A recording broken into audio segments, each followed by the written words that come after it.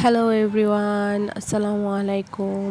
আমি সানজিদা। আমার নতুন একটা ব্লগে আপনাদের সবাইকে স্বাগত জানাচ্ছি। কেমন আছেন আপনারা সবাই? আশা করছি ভালো আছেন। আল্লাহর অশেষ রহমতে আপনাদের সবার দোয়া আলহামদুলিল্লাহ আমিও ভালো আছি। সবাইকে জানাচ্ছি ঈদ মুবারক। আজকে ঈদের একটা ব্লগ আপনাদের সাথে শেয়ার করব। আশা করি আপনাদের সবার ভালো লাগবে। তো চলুন দেখা যাক কী করি, যাই করি না কেন আপনাদের সাথে শেয়ার করবো ইনশাল্লাহ। এই যে আমার ছোট ছেলে, এই যে ওর জামাটা পরার জন্য কান্না করছে, হচ্ছে যে না মাম্মা আমার এটাই লাগবে। তো যেহেতু আমি এটা চাঁদ রাত থেকেই শুরু করেছি, মানে রাত্রের বেলায় আমি বিছনার চাদরটা চেঞ্জ করে ফেলবো। রুমের এই একটা অবস্থা, প্রায় এখন রাতের 12টা 12:30টার কাছাকাছি বাজে, কিন্তু চেঞ্জ করে ফেলবো ভাবতেছি যে না কালকে সকালে একদম হবে না। তো ছেলেরাও ঘুমায় নাই, সবাই ব্যস্ত। তো এই তো আপনাদের সাথে কথা বলতে বলতে আমার বেডশিটটা চেঞ্জ করা হয়ে গেল। আর আমার সবচেয়ে ভেজালের কাজ, মানে সবচেয়ে ঝামেলা লাগে, এই হচ্ছে বালিশের কাভার আর বালিশের কাভারগুলো চেঞ্জ করতে। আমার যে এত বিরক্তি লাগে কি বলবো আপনাদেরকে, আসলে ভাষায় বলে প্রকাশ করার মতো না যে কী কষ্ট হয় আমার, কিন্তু করতে তো হয়। আর তার মধ্যে এতদিন বেডশিটটা ছিল না, সেজন্য করা হয় নাই। মানে আমি বেডশিট বাসায় ধুই না আর কি, লন্ড্রিতে দিই সাদা কাপড়ের সাথে, কারণ বেডশিট ধুইতে আমার অনেক কষ্ট হয়। তো আগে ধুইতাম, কিন্তু এখন মানে হয় না যে সব কিছু মিলিয়ে হয়ে ওঠে না। তো তাই বেশিরভাগ সময়ই মানে লন্ড্রিতেই দেওয়া হয়। মাঝে মাঝে হট করে যে প্রয়োজন পড়ে যাচ্ছে, বেডশিট নোংরা হয়ে গেছে, চেঞ্জ করতে হবে, তখন একটা না হয় ধুয়ে দিই, না হলে সবসময় লন্ড্রিতেই দেওয়া হয়।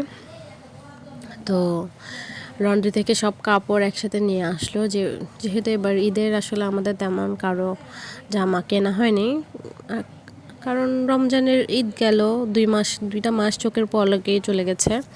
অনেকগুলো ঈদের ড্রেস রয়ে গেছে। তো সেজন্য এবার আর আমি নিষেধ করেছি, আমি বললাম যে না এখন আর কাপড় চোপড় কেনার দরকার নাই।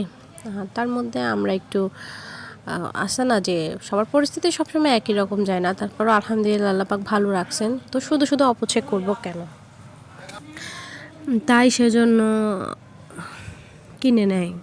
কারণ হচ্ছে যে অপচয় করে কোনো দরকার নাই, অপচয়কারী শয়তানের বন্ধু। আর আছে না থাকলে তখন আর কোরবানির ঈদে এমনি তো অনেক নোংরা লাগে, নতুন কাপড় পরে আসলে নষ্ট হয়ে যায়। তো সেজন্যই আমি চিন্তা ভাবনা করেছি যে না এবার আর ঈদের ড্রেস করার, কারণ ঈদের দিনই পরতে পারে না, কারণ রক্ত করে, মানে অনেক একটা বৃষ্টি অবস্থা। তো আমার মনে হয় যে নর্মাল একটা কাপড় পরলেই বেস্ট হবে। নতুন অনেক কাপড় ছিল, কিন্তু তারপরও আমার পরা হয়নি এবার। মানে নর্মাল একটা জামা পরবো যেটা মানে ব্লাড লাগলেও ফেলে দেওয়া যায়, কারণ রক্তের দাগ সহজে যেতে চায় না, অনেক কষ্ট হয়। সাদা পাঞ্জাবি বা সাদা জামাই পরলে তো আরও বেশি দাগ হয়ে যায়। তো সেজন্যই ভাবছি আর কি যে না এটা করবো না।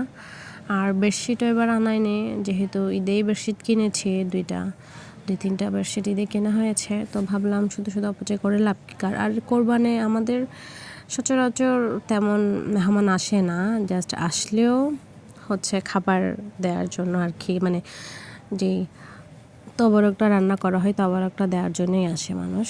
আর আমার ছেলেরা তো মাশাল্লাহ বিড়াল নিয়ে আছে, দুষ্টুমি করছে, সাথে ভেড়া তো পাইছে, এখন ওদেরকে নিয়েই দেখেন আমার বিড়ালরা সহ অনেক দুষ্টুমি করছে। তো ভেড়া দোনোটা কষ্ট লাগতেছে আসলে, ওদেরকে আজকে জবাই করে দিবে, কারণ ওরাও প্রাণ। আর ওরা এমনিতেও অনেক আপসেট হয়ে গেছে এখানে আসার পর। খাবার দাবার খাচ্ছে আলহামদুলিল্লাহ, সব কিছুই ঠিক আছে, কিন্তু আছে না যে ওরা বুঝছে ওদেরকে কোরবানি দেওয়া হবে, সেজন্য ওরা অনেক আপসেট আসলে। তো দোনোজনকে গোসল করানোর পালা, এখন দোনোজনকে গোসল করিয়ে দিব। আপনাদের ভাইয়া নামাজ পড়ে আসছে, নামাজ পড়তে যেতে অনেকটা লেট হয়ে গেছে। তো কারণ রাত্রে ঘুমাতে ঘুমাতেই আমরা অনেক লেট করে ফেলছি, প্রায় 3টা 3:30 বাজে ফেলছি। আর আমাদের এখানে জামাত ছিল, মানে ঈদের নামাজ ছিল হচ্ছে 7:30টায়, তো আসলে অনেকটা লেট হয়ে গেছে। তো তাই নামাজ করার পরই হচ্ছে ওদেরকে গোসল করানো। তো মোটামুটি নর্মাল কাপড় চোপড়ই আমরা পরেছি, তো তাই তো প্যারা নাই, নষ্ট হলে হবে। কিন্তু আমার আজকের ভিডিওটা ভালো লাগলে অবশ্যই একটা লাইক কমেন্ট শেয়ার করে দিবেন। আর যদি আমার চ্যানেলে আপনারা নতুন হয়ে থাকেন প্লিজ আমার চ্যানেলটাকে সাবস্ক্রাইব করে আমার পাশে থাকবেন। ইনশাআল্লাহ আপনাদেরকে নতুন নতুন ভিডিও উপহার দেওয়ার চেষ্টা করব। এই তো তারপরে হচ্ছে এগুলো দিয়ে সুন্দর করে গোসল করাই দিচ্ছে, কারণ ওদের গায়ে অনেক নোংরা লেগেছিল, তো সুন্দর করে শ্যাম্পু করাই দিচ্ছি আর কি। আমি সানসিল্ক শ্যাম্পু নিয়েছি 5টা ওদের জন্য। আমার ছেলে আসলে চেষ্টা করছে, কিন্তু ও তো তেমন পারে না, আমি আর আপনাদের ভাইয়াই করাবো। একদম ভালো করে ডলে ডলে ওদেরকে একদম ফ্রেশ করাই দিচ্ছি যতটুকু করা যায় আর কি। ওরা যেহেতু ভেড়া, ওদের লোমগুলো শুকাতে সময় লাগবে। আর আমাদের কষাইও আসবে, মানে আমার মামার শ্বশুর, উনি আসবেন দুপুরবেলায়। তো আমি সবাইকে সুন্দর করে, মানে সবাইকে বলতে ওদের দুজনকে আর কি ভালো করে ক্লিন করে দিচ্ছিলাম। যেহেতু আপনাদের ভাই সাদা পরে আছে, ও চাচ্ছিল না যে ওর গায়ে নোংরা পড়ুক।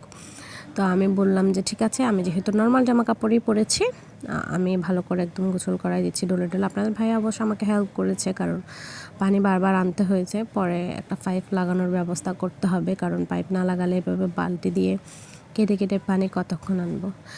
তো যেমন ভাবনা তেমন কাজ, ওদেরকে সুন্দর করে আমরা হাজব্যান্ড ওয়াইফ মিলে ক্লিন করে দিচ্ছিলাম। আপনাদের ভাই এখানে দুষ্টামিও করতেছিল ওদের সাথে। ওদের মানে নিচের সাইডটাতে ময়লা লেগেছিল, তো আমি তো মানে হাত দিচ্ছিলাম না, আমার কেমন যেন লাগছিল, কিন্তু ও সেজন্য মগ দিয়ে ওদিকে পানি দিচ্ছে।